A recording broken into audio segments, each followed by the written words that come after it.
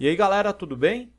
Eu sou o professor Júnior do canal Ciência Exata e hoje eu vou corrigir com vocês as questões de matemática da prova da Prefeitura de Sorocaba para o cargo técnico de controle administrativo. Então, se você está estudando para a banca VUNESP, essa é uma prova de nível médio, tudo bem? Antes de mais nada, se você é novo por aqui, inscreva-se no canal e dê um like no vídeo. Vamos lá! 16. Ao medir com uma régua em um mapa, identificou-se que a menor distância entre duas cidades A e B é 12 centímetros. Se a razão entre as medidas existentes no mapa e real, na mesma unidade, é de 3 para 350 mil, então é verdade que a real menor distância em quilômetros entre essas duas cidades é de... Muito bem. Então nós temos a distância no mapa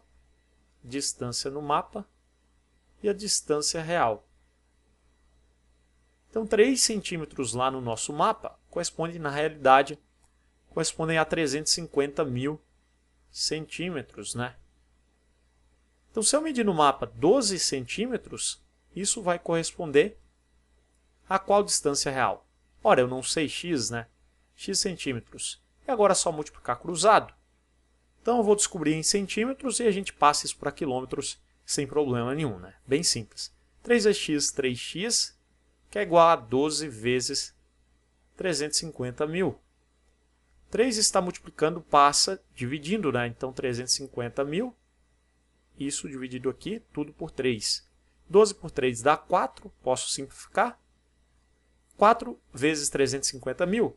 4 vezes 35, 70, 140, né? Então, seguido de 1, 2, 3, 4 zeros. 1, 2, 3, 4 zeros. Então, nós vamos ter 1.400.000 centímetros. Vamos passar de centímetros para quilômetros. Vamos pensar um pouco. 1 quilômetro equivale a quantos metros? 1000 metros. Essa é bem fácil, né? E eu sei que cada metro tem quantos centímetros? Tem 100 centímetros. Então, de quilômetro para metros eu multiplico por 1000, né? E de metros para centímetros agora eu multiplico por 100. Então, basta colocar ali, né? 3 zeros na frente do 100, então vai ser 100 seguido de 3 zeros. 100.000 centímetros. Moral da história, 1 quilômetro corresponde a 100.000 centímetros. Muito bem. Então, para passar de centímetros para quilômetros, eu tenho que fazer o quê? Eu tenho que dividir por 100.000, né? Então, dividindo por 100.000, basta cancelar 1, 2, 3, 4, 5 zeros, né? Porque 100.000 tem 1, 2, 3, 4, 5 zeros. Então, a resposta é 14 quilômetros. Alternativa B.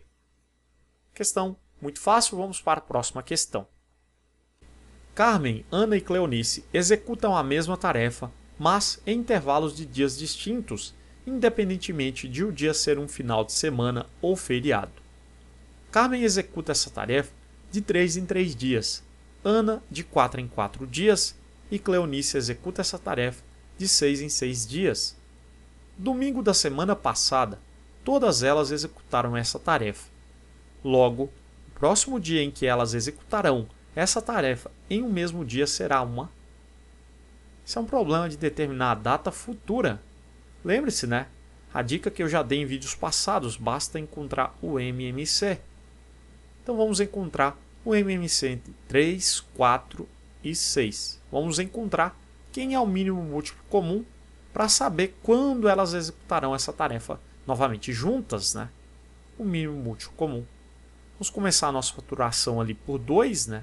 Repete o 3, 4 por 2 dá 2, 6 por 2, 3. Agora por 2, repete o 3, 2 por 2, 1. Repete o 3.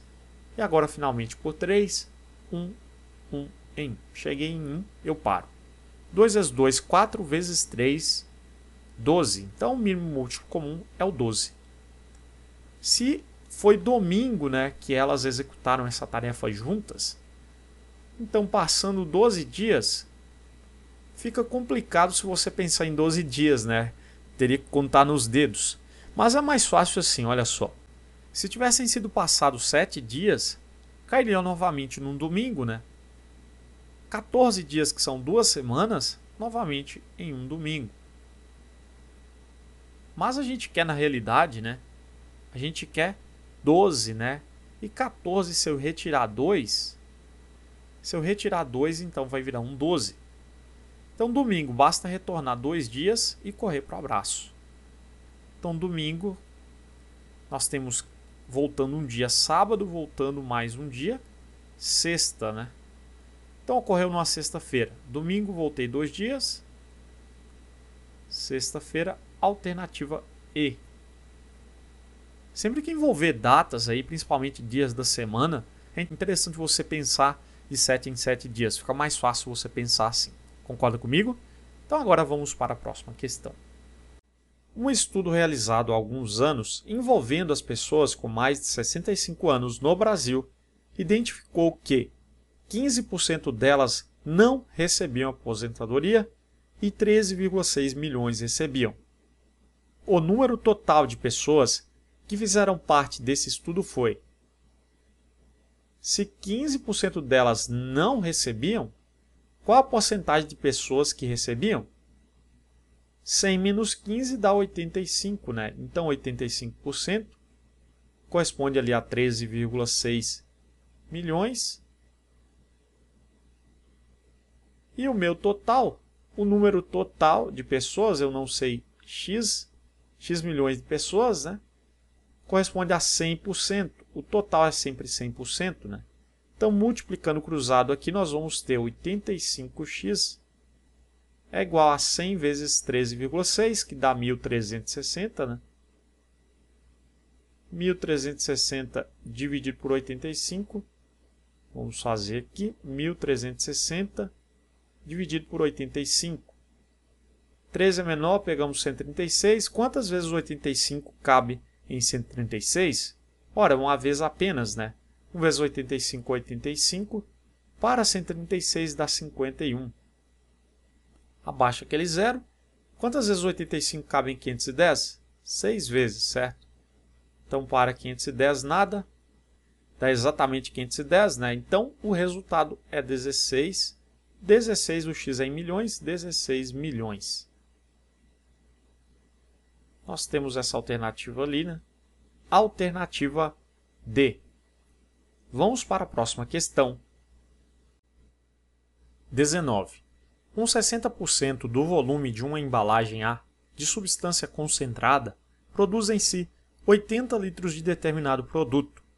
Mantendo-se essa relação, o número máximo de litros desse produto, que poderá ser produzido com 3 embalagens A dessa substância concentrada, é...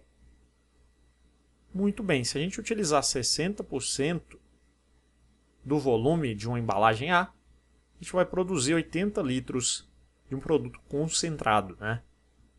Então, se eu utilizar 100% da embalagem, qual que é o número de litros que eu consigo produzir?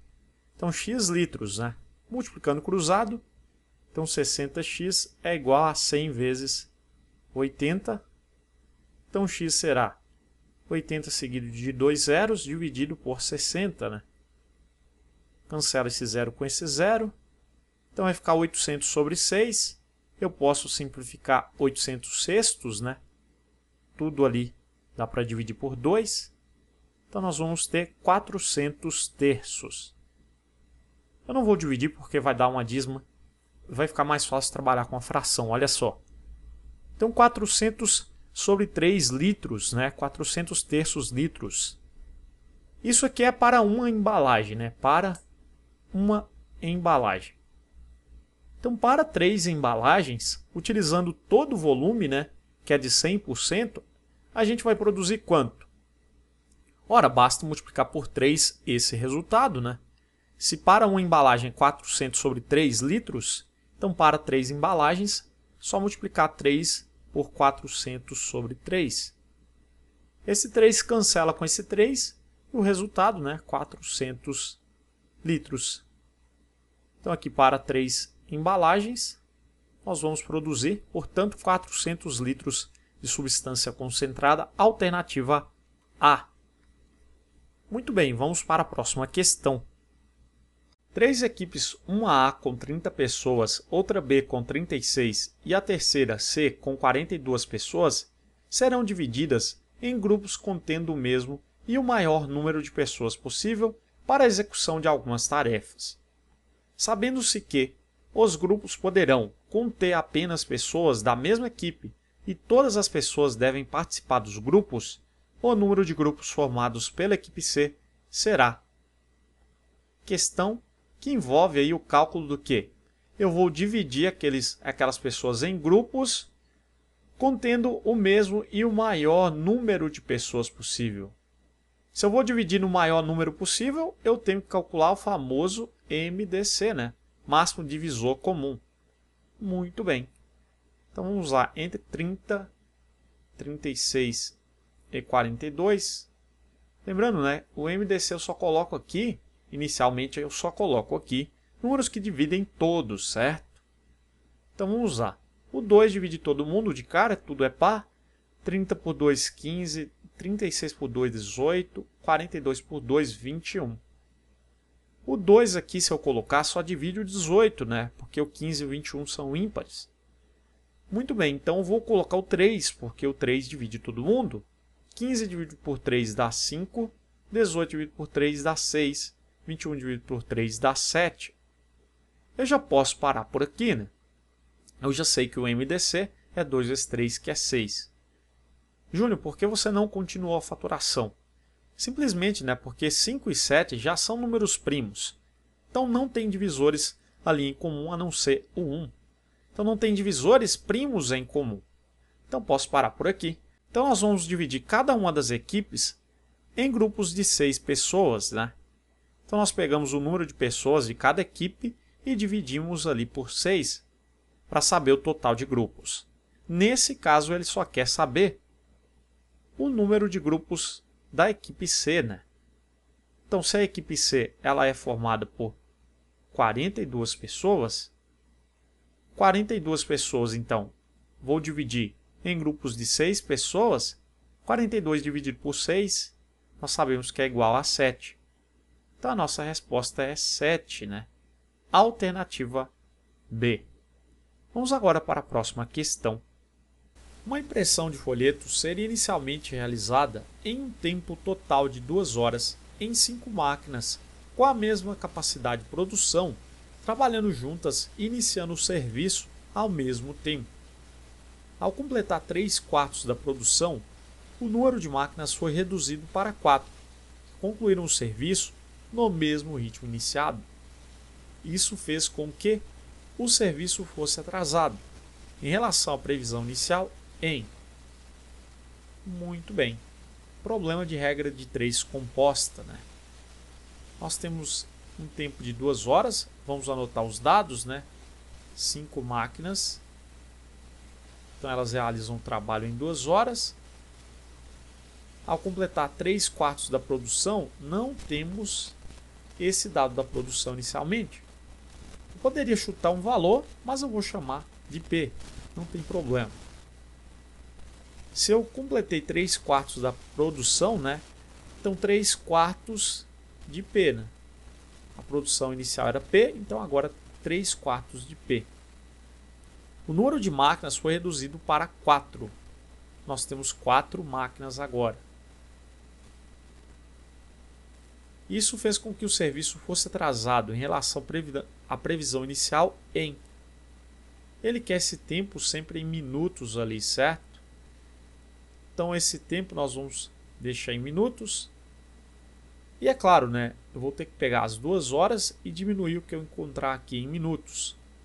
Para facilitar a nossa vida, lembrando, né? As unidades elas devem concordar. Se aqui está em minutos, então aqui eu tenho que deixar em minutos também. 2 horas passando para minutos, essa é bem fácil, né? 1 hora 60 minutos, 2 horas 120 minutos. Na grandeza que tem o x, a gente deixa um D. É assim que eu resolvo a regra de 3 composta, né? Cada professor tem um jeito. Eu gosto de fazer assim. Então deixo um D, dizendo que eu não vou alterar a ordem da razão. Então vai ficar 120 sobre x, né? que é igual. E aqui a gente tem que olhar, será que eu vou ter que inverter ou não as outras razões, né? Com relação à grandeza máquinas e a grandeza aqui tempo de produção, né? Se eu diminuir o número de máquinas, eu vou gastar mais ou menos tempo para poder imprimir aqueles folhetos. Ora, se eu diminuir o número de máquinas, né? Eu vou gastar mais tempo para imprimir. Eu vou gastar mais tempo. Se esse diminui e aquele aumenta, então são grandezas inversamente proporcionais, né? Então, inversamente proporcionais. A grandeza produção com relação à grandeza tempo. Se eu diminuir a minha produção, né? Se eu tenho menos folhetos para imprimir, se eu diminuir a minha produção, eu vou gastar mais ou menos tempo. Esquece a grandeza máquinas, né?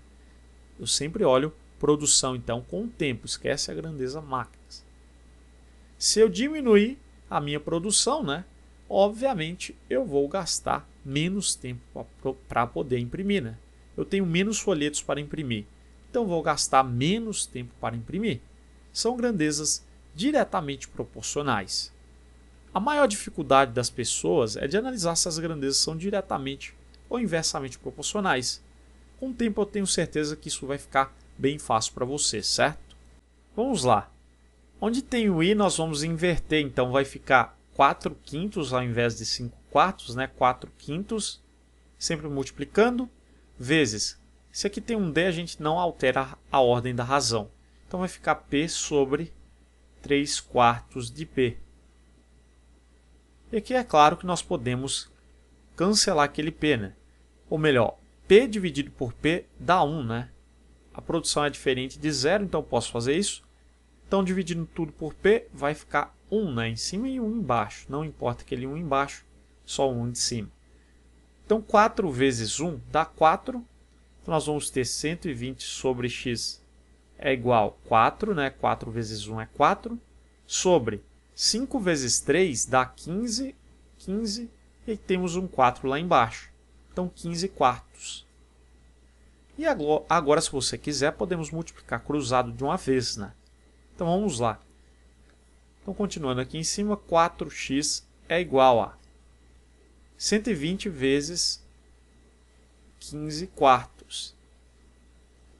E é claro que nós vamos simplificar o 120 por 4. É muito fácil. 12 dividido por 4 dá 3, né? Então, aqui vai dar 30. Então, o que nós vamos fazer é 3 vezes 15 dá 45. Então, 30 vezes 15 dá 450. Então, fazendo agora 450 dividido por 4, nós vamos ter... Então, x é igual a 112,5. X é dado em minutos. Se nós temos um tempo de 120 minutos e agora passou para um tempo de 112 minutos e meio, né? Fazendo o tempo inicial ali de 120 minutos menos o nosso tempo final, que é de 112 minutos e meio, nós vamos ter 7,5, né? 7 minutos e meio, que é a mesma coisa de 7 minutos. Meio minuto tem quantos segundos? 7 minutos e 30 segundos, né? Segundos, certo? Muito bem, então nós temos essa alternativa aqui. 7 minutos e 30 segundos, a alternativa D. Vamos para a próxima questão. A tabela apresenta informações sobre o número de acertos em uma avaliação com 5 questões de múltipla escolha. Sabendo-se que a média aritmética de acertos nessa avaliação foi de 2,5 questões, o número total de pessoas que fizeram essa avaliação foi. Muito bem, nesse caso é a média aritmética ponderada, né? Porque nós temos que a variável em estudo, que é o número de acertos, porque eu estou calculando a média aritmética de acertos, né? Então a variável em estudo aqui é o número de acertos. Então nós temos aqui o peso, que nesse caso é a mesma coisa que a frequência, né? É a frequência aqui. Muito bem. Então a média aritmética ponderada, nós temos a soma entre o produto de cada medida vezes a sua frequência, dividido pela soma das frequências, né? Vamos fazer isso direto na tabela. Vamos já multiplicar. 0 vezes 3 dá 0, fazendo o x vezes o f aqui. 0 vezes 3 dá 0, 1 vezes 10, 10, 2 vezes 20, 40, 3 vezes 10, 30, 4 vezes 15, 60, 5 vezes x, 5x, né? Então, calculando a soma aqui, 0 com 10 com 40 dá 50, com 30, 80, com 60, 140, né?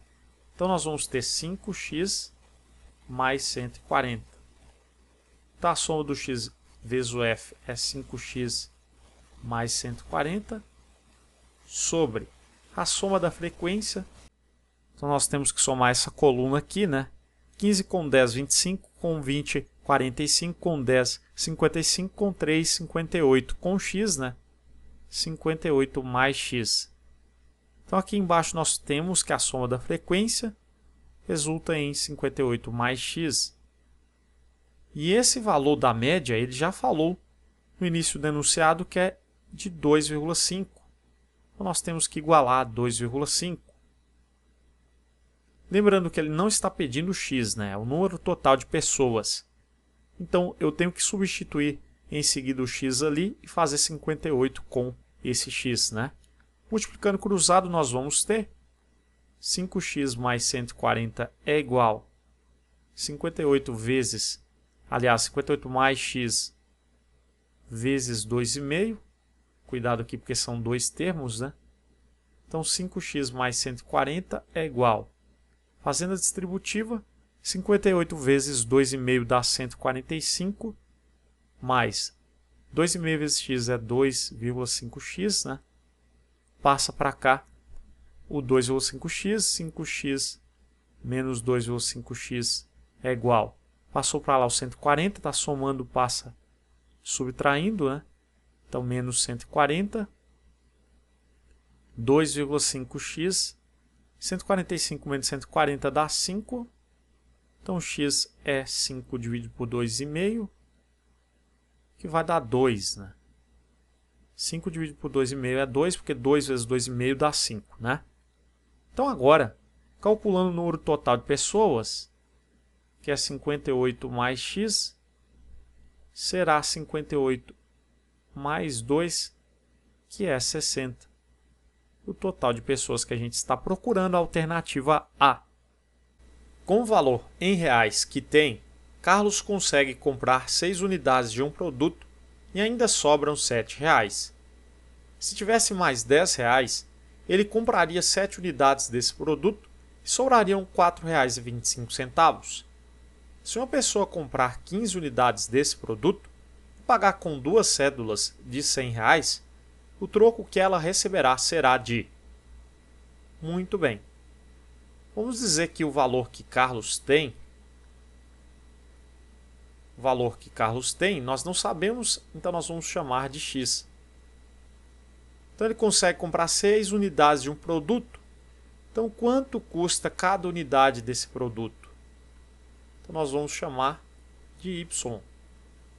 O valor de cada unidade do produto nós vamos chamar de y. Então eu sei o seguinte, né?